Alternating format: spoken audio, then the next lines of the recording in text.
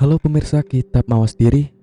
Untuk video kali ini saya akan menyampaikan satu cerita sejarah yang mesti tidak kalah menarik untuk diulas dan dibahas secara lugas. Tanpa berlama-lama, inilah judul ceritanya. Syekh Datuk Kafi.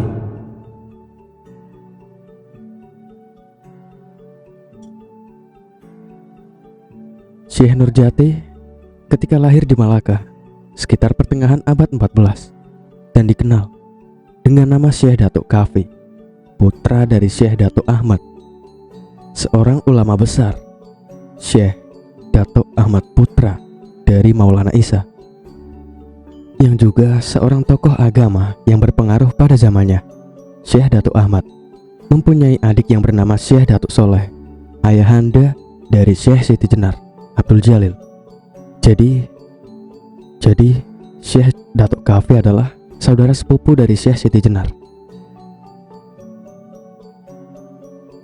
Syekh Datuk Kafi menikah dengan Syarifah Halimah atau Nyi Ratna Jatiningsih atau Rara Api sewaktu menuntut ilmu di Baghdad. Syarifah Halimah putri dari Ali Nurul Alim atau Ali Nurul Alam. Ali Nurul Alim putra dari Jamaluddin Al-Husain dari Kamboja, yang merupakan putra dari Ahmad Shah Jalaluddin. Jadi Syekh Nurjati menikah dengan saudara secicit. Syekh Datuk Kafi mempunyai istri bernama Nyai Rara Anjung, akan tetapi tidak dikaruniai keturunan.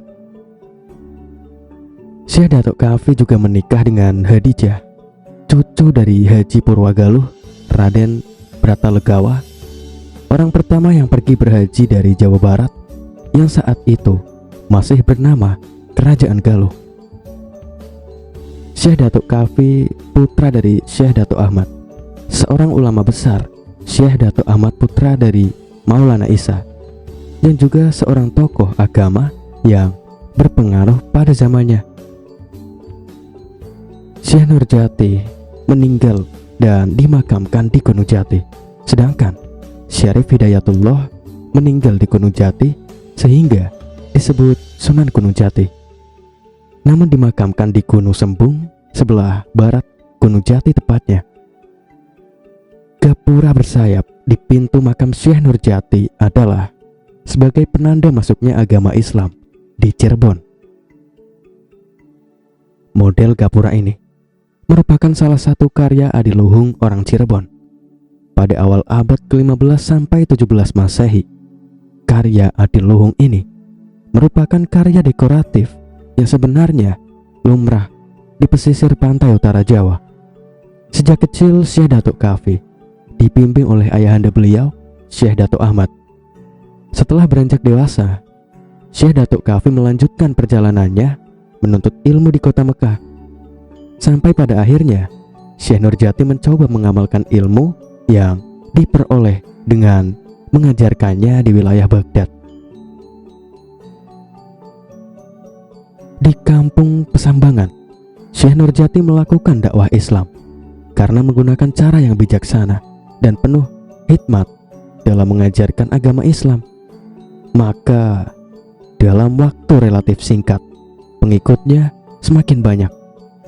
Hingga akhirnya penggurun kedatangan Pangeran Walangsungsang beserta istrinya Nyi Indang Gelis atau Endang Ayu dan adiknya Nyi Mas Ratu Rara Santang, yang bermaksud ingin mempelajari agama Islam.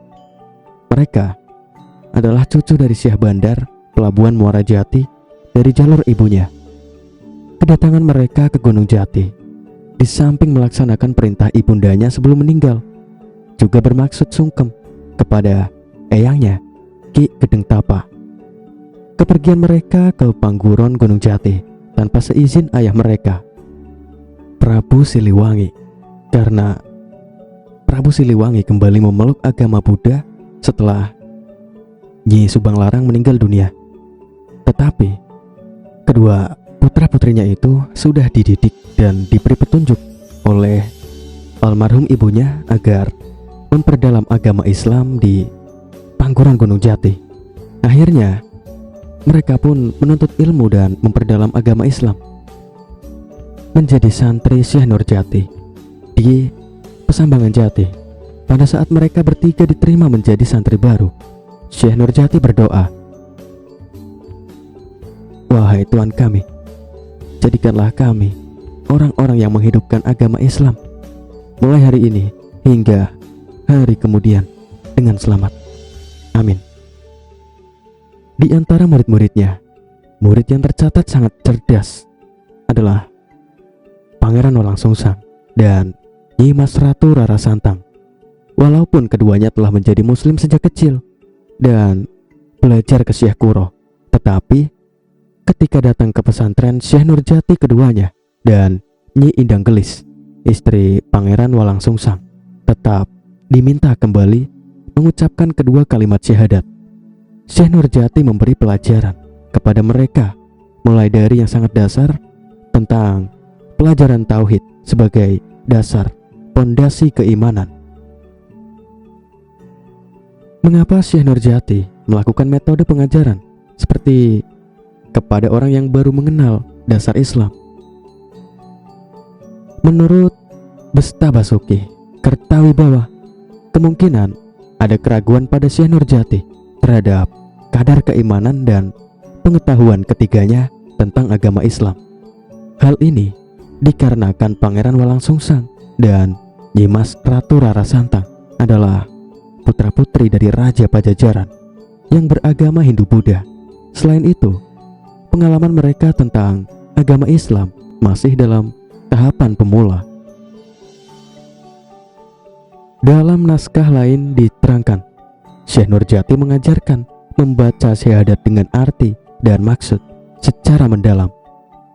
Selain itu, ada sebuah pesan yang berbunyi, "Apabila engkau berhajat akan menghadapi seorang kikir, atau orang yang congkak, atau orang yang mempunyai utang yang dikhawatirkan akan berbuat jahat, bacalah sebuah doa yang artinya, wahai Tuhan, Engkau yang maha mulia dan maha besar, dan saya adalah hambamu yang rendah dan lemah, yang tidak berkekuatan apa-apa, melainkan dengan pertolonganmu.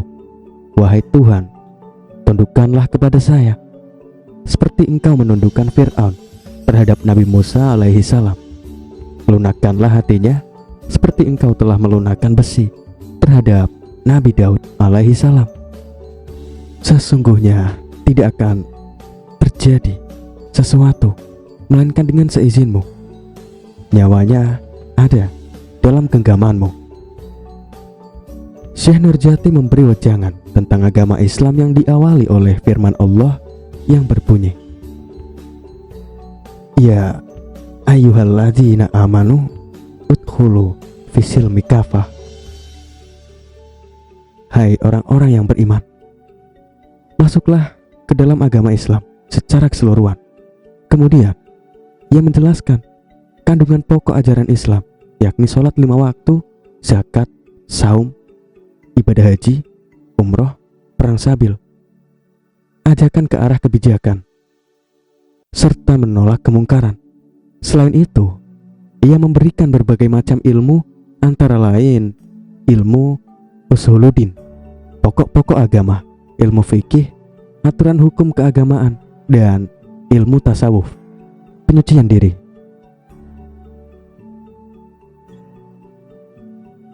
Setelah ajaran tentang keimanan diberikan, maka pelajaran secara bertahap terus diberikan.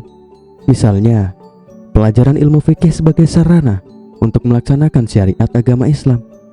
Pelajaran ini masih dalam taraf yang mendasar sebelum ajaran tentang tarekat, hakikat, dan makrifat. Syekh Nurjati adalah seorang ulama yang menganut mazhab fikih Imam Syafi'i. Menurut Rama Guru Pangeran Nurbuat, tarekat Syatariyah masuk ke wilayah Cirebon dibawa oleh Syekh Nurjati. Konon, karena karomah dan kesaktian yang dimiliki Syekh Datuk Kafi, Syekh Datuk Kafi menjadikan pusar bumi yang berada di Gunung Jati sebagai tempat duduknya. Dari tempat duduknya, itulah terpancar sinar dari dalam bumi yang menghadap ke permukaan tanah Pulau Jawa. Sinar itu menyoroti dan mengelilingi tempat beliau duduk yang memancar ke seantero jagat. Dari situlah Syekh Datuk Kahfi dikenal dengan sebutan Syekh Nurjati, sedangkan tempatnya duduk kemudian dikenal sebagai Pusar Bumi Gunung Jati. Asal muasal Pusar Bumi, konon menurut cerita dari Cirebon, Pulau Jawa sebelum ajaran Islam berkembang adalah merupakan hutan rimba yang sangat angker, penuh dengan rawa yang membanjir. Ditumbuhi banyak pepohonan besar dan semak belukar yang lebat. Pada suatu masa, di zaman Nabi Isa, di salah satu puncak gunung, hiduplah seorang pertapa bernama Pendeta Bagral Banjir. Di Gunung Ciremai lah, sang pendeta diyakini melakukan tapa demi meminta kepada Sang Hyang Maha Tunggal supaya diberikan ilmu wicing serandil dan kesempurnaan hidup. 15 tahun sudah Pendeta Bagral Banjir bertapa di puncak Gunung Ciremai. Tak sia-sia, keinginannya dikabulkan oleh Sang Hyang Maha Tunggal.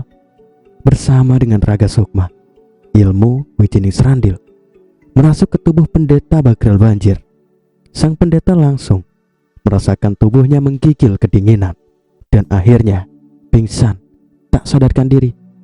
Bersamaan dengan itu, tanpa disadari oleh Pendeta Bagral Banjir, Gunung Ciremai mendadak meletus dahsyat. Puncak Gunung Ciremai itu ambrol, terlepas, terpental, melesat jauh ke angkasa dan akhirnya jatuh ke laut. Puncak Gunung Ciremai itu terombang-ambing di perairan laksana perahu dihantam ombak badai. Sementara itu, tubuh Pendeta Bagral Banjir telah raib, hilang tanpa bekas pindah ke dimensi lain. Sekian ratus tahun berlalu, puncak Gunung Ciremai masih terombang-ambing di laut. Saat itu, datanglah seorang yang diyakini sebagai Syekh Datuk Kahfi ke puncak gunung yang terombang-ambing itu, memperhatikan dengan seksama, kemudian meyakini bahwa tempat inilah yang dicarinya. Itulah petilasan tempat bertapa Pendeta Bagral Banjir. Segera sang syekh tersebut menuntaskan tapa yang pernah dilakukan sang pendeta. Dari tempat duduk tersebut lalu terpancar sinar dari dalam bumi menghadap permukaan tanah Pulau Jawa. Sinar itu menyoroti tempatnya duduk dan berpendar ke seantero jagat.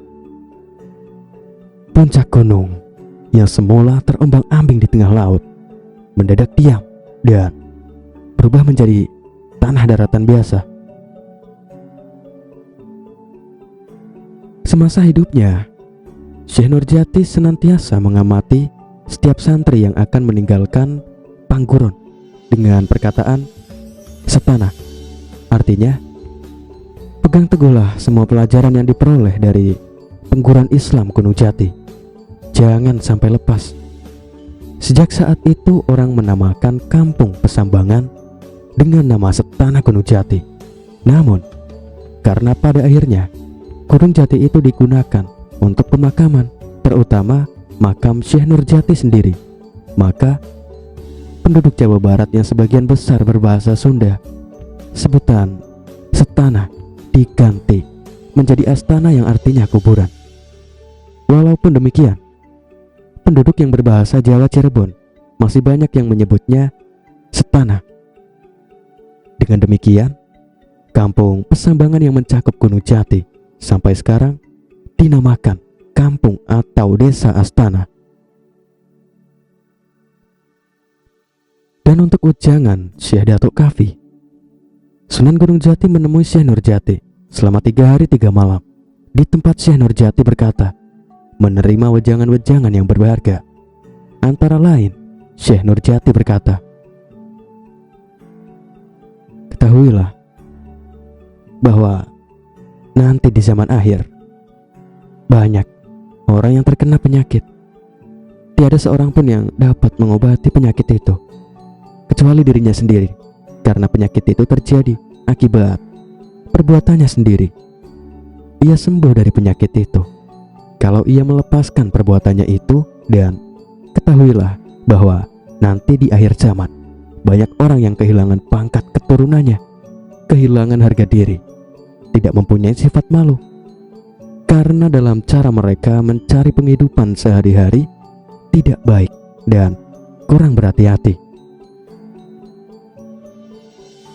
Oleh karena itu, sekarang engkau jangan tergesa-gesa mendatangi orang-orang yang beragama Buddha. Baiklah, engkau sekarang menemui Sunan Ampel di Surabaya terlebih dahulu dan mintalah fatwa dan petunjuk dari beliau untuk bekal usahamu itu. Ikutilah petunjuk beliau, karena pada saat ini di tanah Jawa baru ada dua orang tokoh dalam soal keislaman, ialah Sunan Ampel di Surabaya dan Syekh Kuro di Karawang. Mereka berdua masing-masing menghadapi Ratu Buddha, yakni Pajajaran, Siliwangi, dan Majapahit. Maka sudah sepatutnya lah sebelum engkau bertindak, datanglah kepada beliau terlebih dahulu. Begitulah adat kita orang Jawa, harus saling menghargai, menghormati antar golongan tua dan muda. Selain itu, dalam usahamu nanti, janganlah kamu meninggalkan dua macam sembahyang sunnah, yaitu sunnah duha dan sunnah tahajud. Di samping itu, engkau tetap berpegang teguh pada 4 perkara, yakni syariat, hakikat, tarekat, dan makrifat.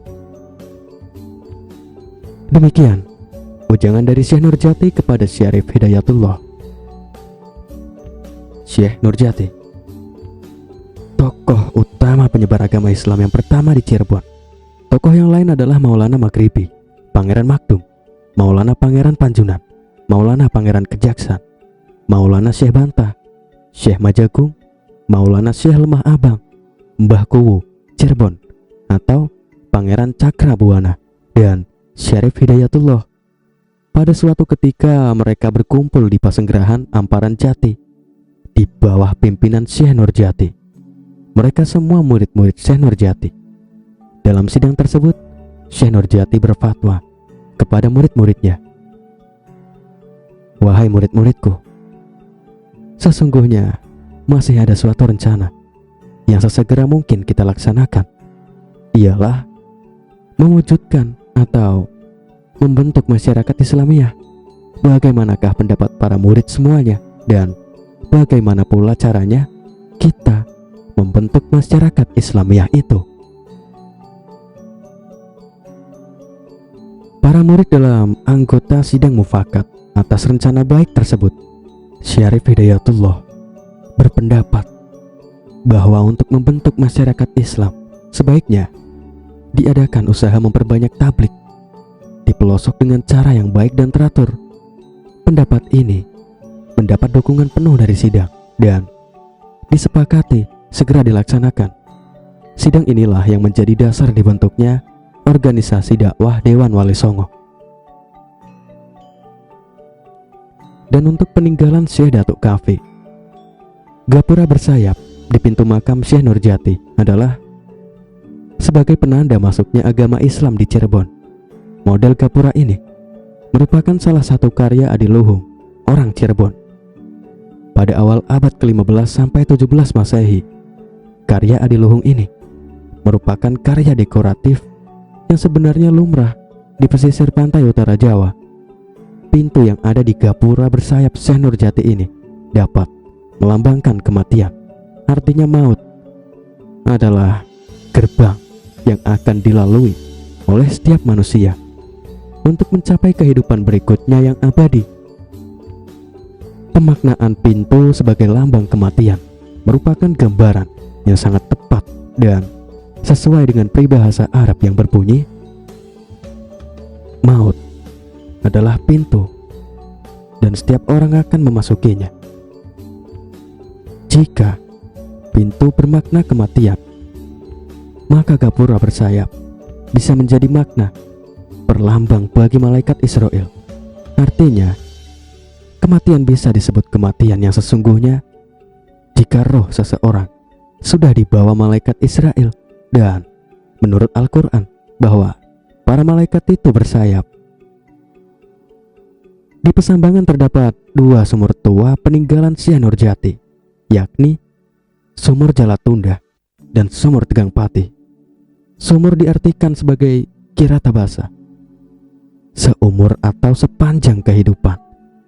Sedangkan kata jala dari bahasa Arab jala yang berarti luhur atau agung, dan kata tunda artinya titipan. Sedangkan Tegang Patih mempunyai makna serah jiwa.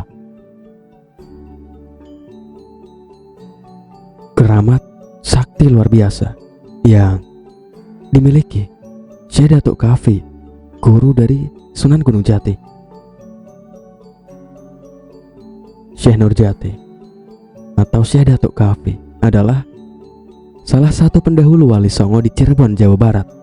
Syekh Datuk Kahfi memiliki nama asli yaitu Syekh Idofi Mahdi, yang merupakan keturunan dari Syekh Datuk Ahmad. Syekh Datuk Kahfi lahir di Semenanjung Malaka, dan setelah beranjak dewasa ia pergi ke Mekah untuk menuntut ilmu dan berhaji. Syekh Datuk Kahfi kemudian pergi ke Baghdad dan menemukan jodohnya dengan Syarifah Halimah. Kemudian Syekh Datuk Kahfi diutus oleh seorang raja dengan misi untuk berdakwah di tanah Jawa. Syekh Datuk Kahfi berangkat bersama rombongan sebanyak 10 pria dan 2 orang perempuan. Bersama rombongan Syekh Datuk Kahfi tiba di Muara Jati yang diterima penguasa pelabuhan Muara Jati, yaitu Ki Gedeng Tapa atau Ki Gedeng Mangkubumi. Perjalanan Syekh Datuk Kahfi tidak lepas dari hal-hal mistis dari keramat yang dimiliki Syekh Datuk Kahfi. Kisah kesaktian keramat Syekh Datuk Kahfi diyakini oleh masyarakat Tatar Pasundan, walau dalam penuturannya terkadang tidak masuk akal.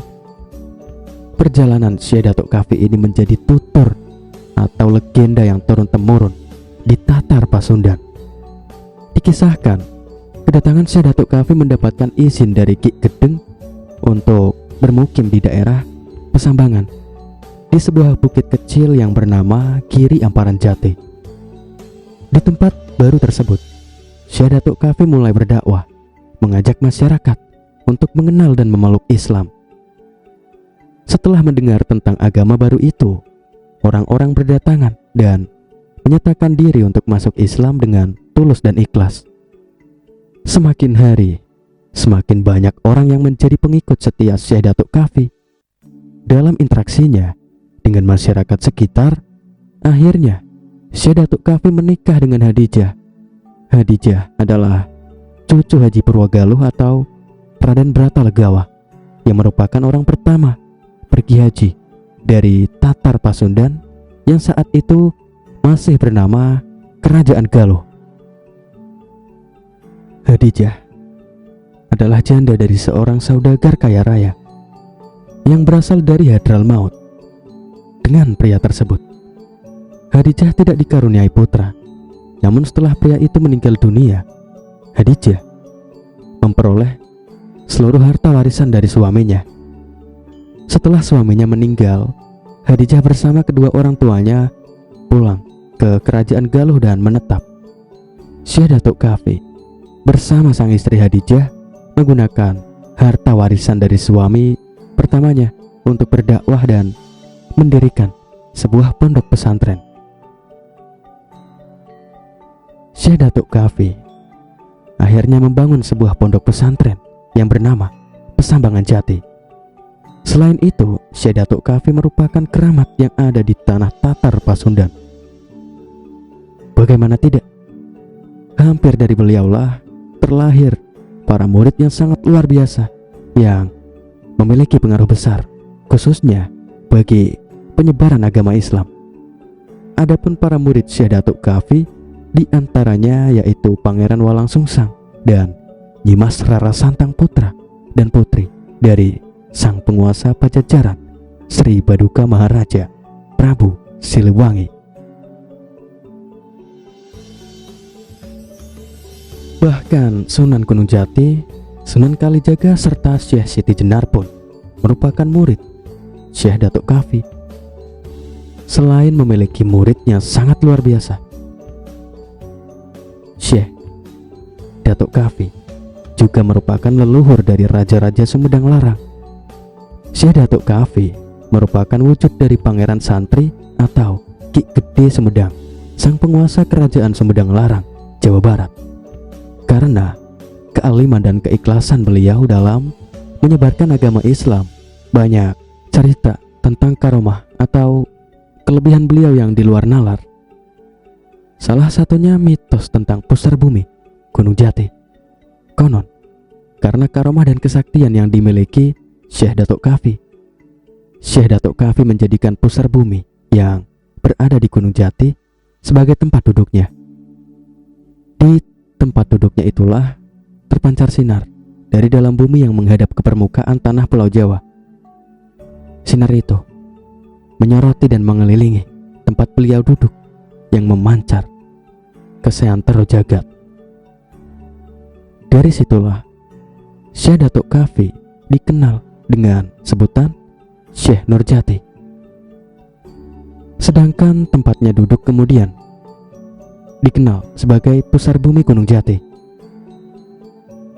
Adapun asal muasal pusar bumi, konon menurut cerita rakyat dan legenda dari Cirebon, Pulau Jawa pada zaman sebelum ajaran Islam masuk dan berkembang adalah wilayah yang sangat angker. Pulau Jawa merupakan hutan rimba yang dipenuhi dengan rawa, juga ditumbuhi banyak pepohonan besar dan semak belukar yang lebat. Pada suatu masa di zaman Nabi Isa, di salah satu puncak Gunung Keramat di Pulau Jawa, hiduplah seorang petapa bernama Resi Bagral Banjir. Di suatu saat datanglah seorang pengembara yang menghampiri dan menaikinya. Ia adalah Syekh Datuk Kahfi.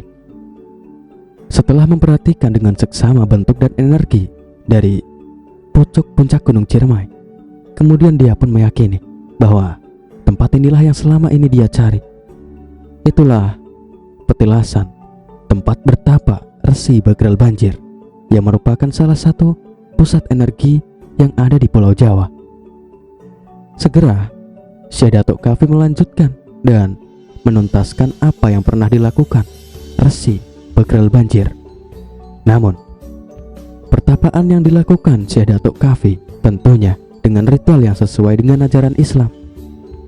Puncak Gunung Ciremai yang semula terombang-ambing di tengah laut mendadak menjadi daratan biasa, dan konon puncak Ciremai itulah yang sekarang menjadi pusar bumi yang berada di Gunung Jati, Cirebon. Wallahu a'lam bishawab. Pemirsa budiman, itulah tadi cerita sejarah untuk kali ini. Jangan lupa berikan masukan kalian, saran kalian, kritik kalian di kolom komentar. Wassalamualaikum warahmatullahi wabarakatuh.